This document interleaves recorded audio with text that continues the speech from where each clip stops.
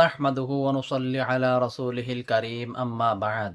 যে ব্যক্তির সম্পদ থাকার পরেও সেই ব্যক্তি দান খায়রাত করে না বা কৃপণতা করে, তখন সেই ব্যক্তির সম্পদে আল্লাহ রাব্বুল আলামিন বাধা দিয়ে দেয়, অর্থাৎ সেই ব্যক্তির সম্পদের মধ্যে বরকত নাইকা হয়ে যায়। আর এই হাদিসটি সহিহ বুখারীতে উল্লেখ রয়েছে। আসমা বিনতে আবু বকর রাদিয়াল্লাহু আনহু থেকে বর্ণিত, তিনি এক সময় রাসূলুল্লাহ সাল্লাল্লাহু আলাইহি ওয়াসাল্লামের কাছে উপস্থিত হলেন।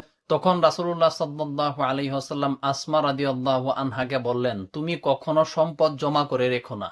যদি এরূপ করো তখন আল্লাহ রাব্বুল আলামিন তোমার সম্পদ থেকে বরকত উঠিয়ে নেবেন, সম্পদের সংকীর্ণতা দেখা দিবে। কাজেই তুমি সম্পদ থেকে আল্লাহ রাব্বুল আলামিনের রাস্তায় খরচ করতে থাকো, কেননা সম্পদ যদি তুমি আল্লাহর রাস্তায় খরচ করো তখন সেই সম্পদের মধ্যে বরকত বাড়ে, এবং কি সেই সম্পদের বিনিময়ে আল্লাহ রাব্বুল আলামিন দ্বিগুণ তোমাকে বরকত দিবেন, বা সেই সম্পদের থেকে দ্বিগুণ তোমাকে আল্লাহ রাব্বুল আলামিন সম্পদের মালিক বানিয়ে দিবেন।